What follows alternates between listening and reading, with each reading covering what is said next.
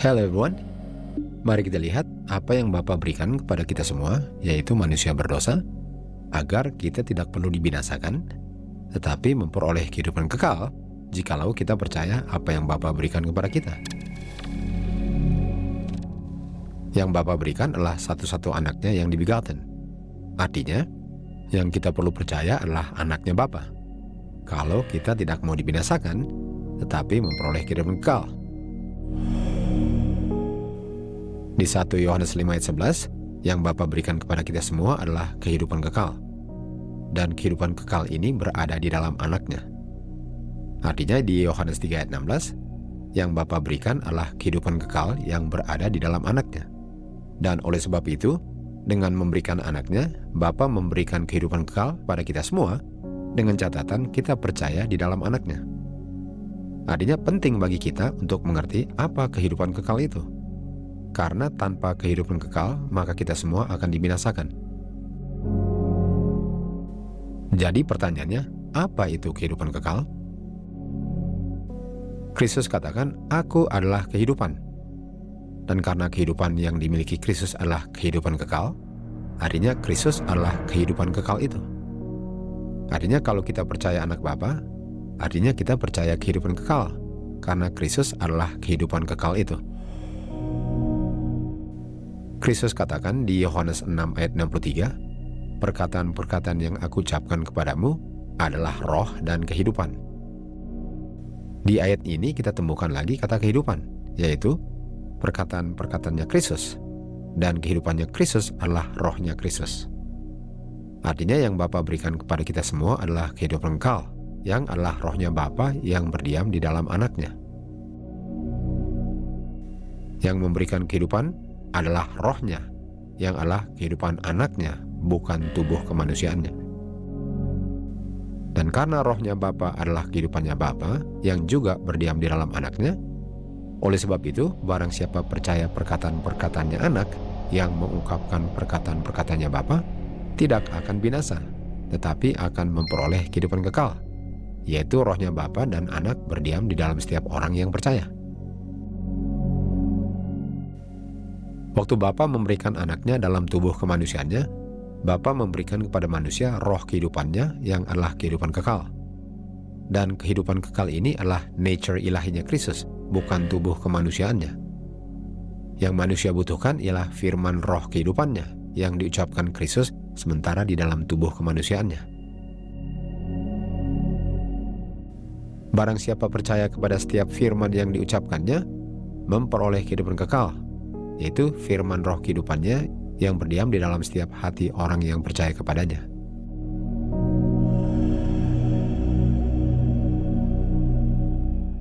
Kristus katakan di Yohanes 5 ayat 24, "Dia yang mendengar dan percaya perkataan-perkataan Bapa-Ku yang mengirim Aku, memiliki kehidupan kekal." Ayat ini sama pengertiannya dengan apa yang Kristus katakan di Yohanes 17 ayat 3, bahwa kehidupan kekal ialah mengenal satu-satunya God dan anaknya yang Bapa kirim untuk mengungkapkan kehidupan kekalnya Bapa, yaitu rohnya, karakternya, dan kehidupannya Bapa, to say the least. Artinya untuk percaya perkataan-perkataannya anak, ialah untuk percaya perkataan-perkataannya Bapa. Dan karena perkataan-perkataannya adalah roh dan kehidupan kekal, maka barang siapa percaya tidak akan binasa, karena orang itu memiliki kehidupan kekal. Setan ingin kita semua dibinasakan bersama-sama dengan dirinya sendiri dan para malaikatnya. Dan oleh sebab itu, dia berusaha untuk memutarbalikkan arti firman yang diucapkan Bapa melalui anaknya. Karena dia tahu bahwa firman Tuhan itu adalah kehidupan kekal jika kita mengerti dan menerimanya di dalam hati kita. Setan katakan kepada Kristus di padang gurun pencobaan, "Jika engkau sesungguhnya adalah anaknya God, rubahlah batu menjadi roti untuk memenuhi kebutuhan kehidupan jasmanimu." Lalu Kristus katakan kepada setan, manusia tidak hanya hidup dari roti jasmani saja, tetapi dari setiap perkataan-perkataan yang keluar dari mulut Bapanya di surga. Adam adalah makhluk yang hidup karena nafas roh kehidupan yang keluar dari mulutnya Kristus di Kejadian 27 adalah kehidupan.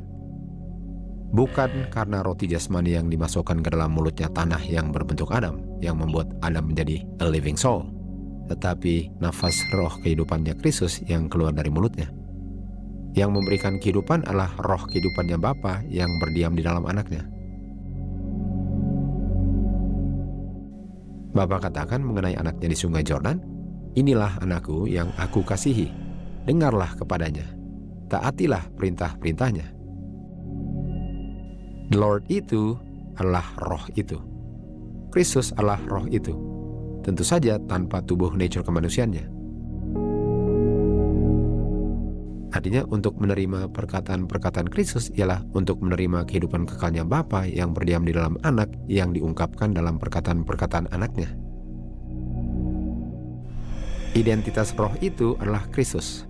Karena roh itu adalah rohnya Kristus, nafasnya Kristus, perkataan-perkataannya Kristus, kehidupannya Kristus. Bukan oknum ilahi di surga yang banyak orang katakan namanya God the Spirit. Bapa mengirim anaknya agar barang siapa percaya kepadanya, percaya perkataan-perkataannya, menerima roh anaknya yang adalah kehidupan kekal, memperoleh kehidupan kekal. Dan karena kehidupan kekal itu berada di dalam satu-satu anaknya Bapa yang dibegotten, maka setan berusaha untuk membuat manusia menolak Kristus sebagai anaknya Bapa. Karena dengan menolak dia sebagai anaknya Bapa, manusia tanpa sadar telah menolak kehidupan kekal itu. Karena kehidupan kekal itu adalah anaknya Bapa, bukan God the Son yang hanya berperan sebagai anaknya Bapa. Untuk menolak Kristus sebagai the only begotten Son, yang lahir keluar dari tubuhnya Bapa di everlasting sebelum all things diciptakan, ialah untuk menolak kehidupan kekal.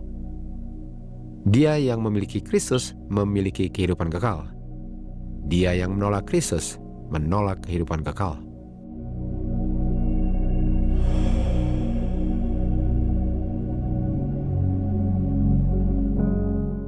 Setan katakan kepada Hawa di Taman Eden, "Yey, apakah itu yang God katakan?" Pertanyaannya, apa yang God katakan? Yang God katakan ialah, kalau kamu makan buah pengetahuan baik dan jahat, kamu sesungguhnya akan mati. Lalu setan katakan di ayat 6, walaupun kamu makan buah yang dilarang untuk dimakan, kamu sesungguhnya tidak akan mati. Artinya yang setan katakan kepada Hawa di ayat 1 ialah, walaupun itu yang dikatakan, tapi bukan itu artinya. Kita tahu bahwa kehidupan kekal yang dia sendiri sudah tolak adalah firman Tuhan. Dan dia tidak menginginkan siapapun untuk menerima kehidupan kekal karena dirinya sendiri dan para malaikatnya akan dibinasakan karena mereka menolak firman Bapa di surga. Dengan menganjurkan kepada Hawa untuk makan, ialah untuk menginginkan kebinasannya Hawa dan seluruh keturunannya, akibat menolak kehidupan kekal yang keluar dari mulutnya Bapa melalui anaknya. Setan mengerti bahwa firman Tuhan adalah rohnya Tuhan yang adalah kehidupan kekal.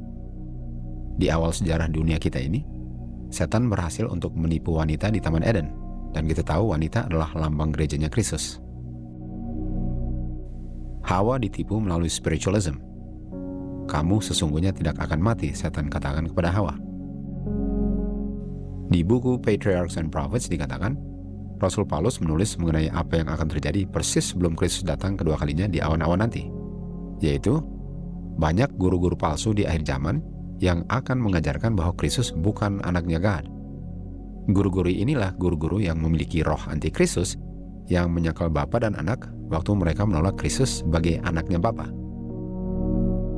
Jangan lupa, dengan menolak Kristus sebagai anaknya God ialah untuk menolak kehidupan kekal.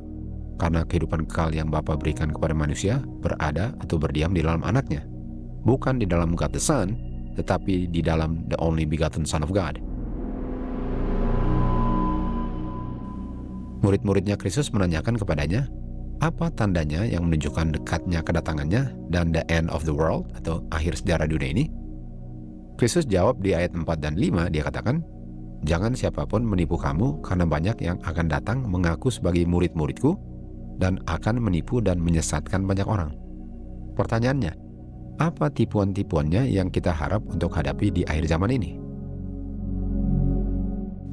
Rasul Paulus katakan di 2 Korintus 11 ayat 3 dan 4, sebagaimana Hawa ditipu setan di Taman Eden, demikian juga setan akan mengajarkan another Jesus, yaitu Jesus yang bukan anaknya God. Mereka juga akan mengajarkan another spirit, yaitu God the Spirit, bukan rohnya Bapa dan Anak terpisah dan tidak terikat dari tubuh fisiknya Bapa dan Anak. Dan setan juga akan mengajarkan another gospel, yaitu salah satunya kematian Kristus di kayu salib bukan untuk memenuhi tuntutan justice-nya God yang hukumnya telah dilanggar, tetapi untuk memenuhi justice-nya setan lah kenapa Tuhan Yesus mati di kayu salib. Karena Bapa sangat mengasihi orang berdosa, oleh sebab itu Bapa memberikan satu-satu anaknya yang lahir keluar dari tubuhnya Bapa, agar barang siapa percaya di dalam Dia tidak perlu binasa, tetapi memperoleh kehidupan kekal. Anak Bapa datang ke dunia untuk memberikan kehidupan kekal kepada siapa saja yang percaya kepadanya. Perkataan-perkataannya adalah roh kehidupan kekal yang menciptakan Adam di Taman Eden, dan dengan roh kehidupan yang sama, Kristus sekarang ingin menciptakan kembali hati yang baru kalau saja manusia percaya setiap firman yang keluar dari mulutnya, tanpa perlu mengartikan arti firman Tuhan melalui kacamatanya si ular tua itu. Kristus telah mengalahkan setan dengan berkata, "It is written," telah tertulis. Jadi caranya untuk tidak ditaklukkan si ular tua itu lagi, ialah untuk tidak mengartikan firman Tuhan sesuai dengan apa yang diartikan setan kepada Hawa, sebagaimana yang diartikan guru-guru spiritual di akhir zaman mengenai siapa Kristus itu. Kristus itu adalah the only begotten Son of God, sesuai dengan apa yang Bapaknya katakan di sungai Jordan. May the truth set us free. To God be the glory.